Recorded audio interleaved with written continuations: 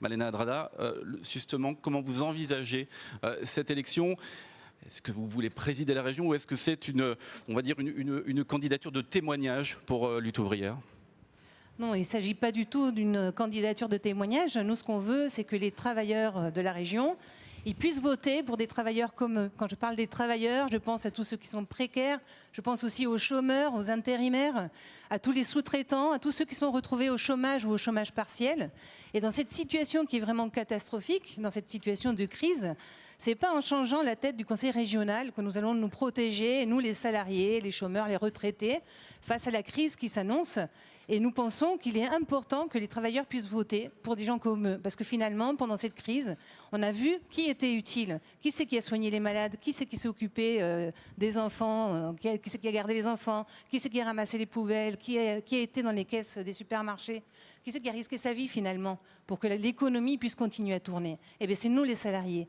Et en face de nous, alors qu'on a souffert, qu'on a vu nos salaires bloqués, voire réduits, eh bien, on a une poignée de milliardaires qui se sont enrichis. Eh bien, pour dénoncer ça, pour dire que cette société capitaliste, elle va droit dans le mur, eh bien, on peut voter voilà, pour le camp des travailleurs, pour Lutte ouvrière. Malena Adrada, j'imagine qu'en matière d'économie, vous avez une vision un peu différente des choses. Comment vous voyez, vous, les priorités en matière économique pour une région comme l'Occitanie? Écoutez, moi j'ai beaucoup de mal, vraiment beaucoup de mal à voir les différences entre les différents candidats, les différentes propositions, parce que finalement ça revient toujours au même. Le soutien de l'économie, la reprise économique, c'est donner de l'argent public, notre argent, nos impôts à des entreprises privées et souvent à des très grosses entreprises. Et moi j'ai envie de vous dire, demandez aux travailleurs de Bosch qu'est-ce que ça veut dire la reprise économique vu les licenciements, à ceux de PAM, de Decazeville. Demandez aussi aux travailleurs d'Airbus dont les conditions de travail se dégradent toutes les semaines. Demandez aux petits paysans qui sont étranglés par la grande distribution. Donc pour moi, si vous voulez, la sortie de crise, là, en plus, je pense que les plus riches, ils doivent bien rigoler. Hein, les milliardaires qui se sont fait 170 milliards d'augmentation de leur patrimoine, c'est énorme, c'est 2 fois le budget de l'hôpital public. Donc moi je pense que pour sortir de cette crise, il faudra des luttes sociales pour imposer qu'on prenne sur les profits de ces grandes entreprises, pour créer des emplois là où c'est nécessaire. Malena Adrada, je vous ai vu dubitative sur l'ensemble des mesures qui ont été annoncées là. Qu'est-ce qui vous arrive? Je suis très dubitative parce que je me demande dans quel monde on vit et pourquoi on se présente à ces élections. Il y a 370 000 chômeurs de catégorie A en Occitanie. Il y a, ça c'est ceux qui sont comptabilisés, il y a tous ceux qui ne sont pas comptabilisés au chômage, plus toutes les autres catégories, plus tous les précaires, ceux qui gagnent moins de 1 000 € par mois, tous ceux qui vont au resto du corps, et là on parle de gastronomie. Donc oui, ça me fait doucement rigoler, et je me demande dans quel monde on vit. Moi, je pense qu'aujourd'hui, c'est pas ça la question. Et si on veut que les petits commerçants, les petits artisans, les restaurateurs, ils aient des clients, il va falloir résoudre le problème du chômage. Et comment on le résout, ce problème du chômage? C'est ça la question que moi je veux poser. Et je dis aux travailleurs, aux travailleuses, aux gens qui en ont marre de cette société dans laquelle une poignée de riches et d'actionnaires vivent sur le dos des salariés, qu'il faut voter pour faire entendre le camp des travailleurs et pour dire qu'il y en a marre de tous ces politiciens qui finalement sont là pour... Alors à la présidence du conseil régional, quel est son pouvoir en réalité? Disons ce qu'on pense de cette société, disons qu'il faut la changer. Et là, il y a un vote qui peut être fait communiste et ouvrier pour les travailleurs. Alors Malena Adrada, je dois vous avouer que je n'ai pas trouvé grand-chose sur l'agriculture dans votre programme. Mais peut-être avez-vous une proposition ce soir? Écoutez, moi je pense que comme pour tout, il y a les gros agriculteurs et il y a les petits agriculteurs, les petits paysans, les petits viticoles. Et je pense qu'ils ont tout intérêt à se sentir dans le camp des travailleurs parce que finalement, ils sont eux aussi étranglés par les grands groupes industriels et financiers, par la grande distribution, par les banques. Et finalement, pour beaucoup d'entre eux, leur travail il revient presque à un travail salarié où ils sont obligés, eux, de se payer leurs outils de travail. Parce que finalement, ils sont pas indépendants. Donc moi, je pense qu'ils ont tout intérêt à se sentir solidaires du combat communiste que je mène avec ma liste de travailleurs et de travailleuses, parce qu'ils ont tout intérêt à changer cette société capitaliste qui les écrase, et depuis des années, c'est pas quelque chose de nouveau. Il y en a plein, on dirait qu'ils le découvrent, mais ça fait des années, sous des gouvernements de gauche comme sous des gouvernements de droite, que les petits paysans... Des propositions quand même qui visent à accompagner l'agriculture en difficulté. Vous ne pouvez que le saluer peut-être, non au moins? Non, pour moi c'est des promesses. Ces promesses-là, on les a déjà entendues les années précédentes à d'autres élections. Hein, et ça a changé quoi? Rien du tout.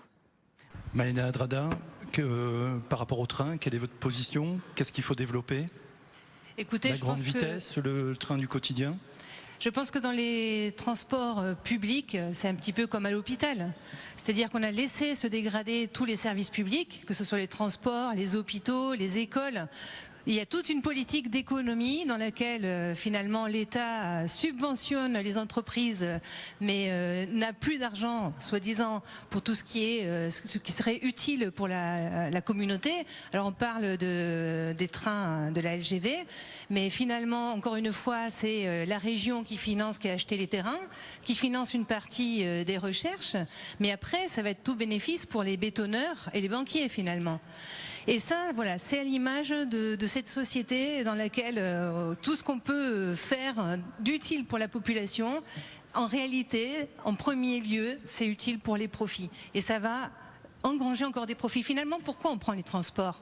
Quand on prend le bus, le train, c'est pour aller, par exemple, consommer dans les supermarchés. C'est pour aller travailler dans les usines, pour se faire exploiter dans les usines. Moi, je pense que les transports en commun, ils devraient être payés par ceux qui en bénéficient en premier lieu, c'est-à-dire les patrons des grandes entreprises et les responsables des supermarchés. Donc c'est là qu'il faudrait prendre l'argent et ne pas encore utiliser l'argent public, finalement, pour engranger des bénéfices chez les bétonneurs. Adrada, j'imagine qu'on parle d'ouverture à la concurrence. Je ne suis pas sûr que ça vous convienne vraiment comme mesure. Évidemment, d'abord, je trouve choquant, mais ça ne m'étonne pas qu'on fasse des parallèles comme ça, qu'on parle de l'insécurité dans les transports.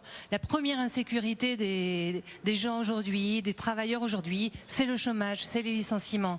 Et puis par rapport au transport, oui, je suis pour la gratuité des transports en commun pour tous. Et en prenant sur les profits des entreprises. On en a des entreprises qui sont les fleurons de l'industrie. Il y a Airbus, Thales, Dassault. Ils pourraient payer pour que ces transports en commun soient gratuits pour tous.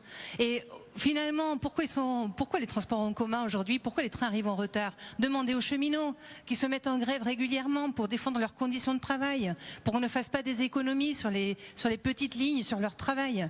Justement, on laisse dégrader ces transports en commun pour que les gens après, ils sont obligés de prendre la voiture. Et cette dégradation, c'est la même qu'il y a eu dans l'hôpital public.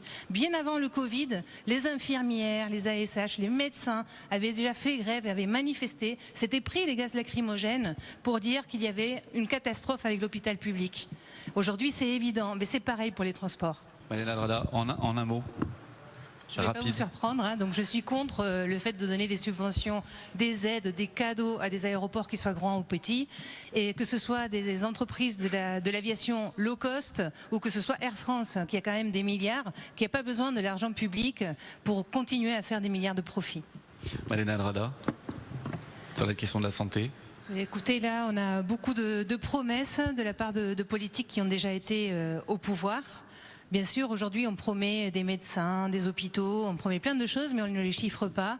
Comme on parle tout le temps d'écologie, parce que c'est à la mode et que ça fait gagner des voix, moi, je ne crois pas à ce genre de solution. Moi, je pense que pour qu'on obtienne suffisamment de lits, pour qu'on arrête la casse de l'hôpital public, il va falloir des luttes d'ampleur pour que on défende l'hôpital public, quoi qu'il en coûte, à la bourgeoisie.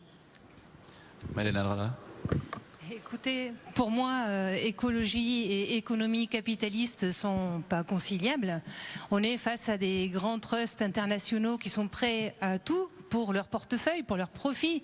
Aujourd'hui, on va aux quatre coins de la planète pour exploiter les matières premières, pour exploiter des travailleurs mal payés. On voit des cargos qui polluent les océans et les mers pour cette raison-là.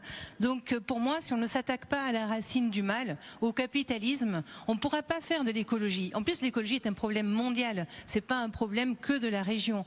Donc pour faire de l'écologie, il faut être communiste. On est les premiers à avoir été des écologistes en réalité et à penser qu'il faut que les hommes vivent en accord avec la nature et en accord entre les hommes et les femmes aussi. On évoque la jeunesse pour terminer ce débat, Drada. Donc les premiers à s'être retrouvés à la porte, dès la première semaine de la pandémie, ça a été les jeunes, parce que ça a été les intérimaires qu'on a licenciés, qu'on a virés de suite. Donc le premier problème de la jeunesse, c'est l'emploi. C'est le fait d'avoir un avenir. Et moi, ce que je dis à la jeunesse, c'est que si vous pensez qu'il faut changer la société, eh bien votez pour des communistes et des révolutionnaires. Malena Drada. Donc dimanche, il faut voter pour le camp des travailleurs. Il faut le voter, lutte ouvrière, pour dire que nous faisons tout dans cette société. Nous fabriquons tout ce qui est fait, nous produisons les marchandises, nous les transportons, nous nous occupons des malades, nous nous occupons des enfants dans les écoles, dans les collèges, dans les lycées. Nous devons diriger la société parce que nous le ferions bien mieux que tous ces politiciens qui finalement sont au service des patrons et des plus riches. Alors dimanche, dites que vous voulez votez pour votre camp, votez pour des salariés comme vous, pour des chômeurs, pour des retraités qui galèrent. Dites qu'il faut changer cette société capitaliste qui nous mène droit à la catastrophe.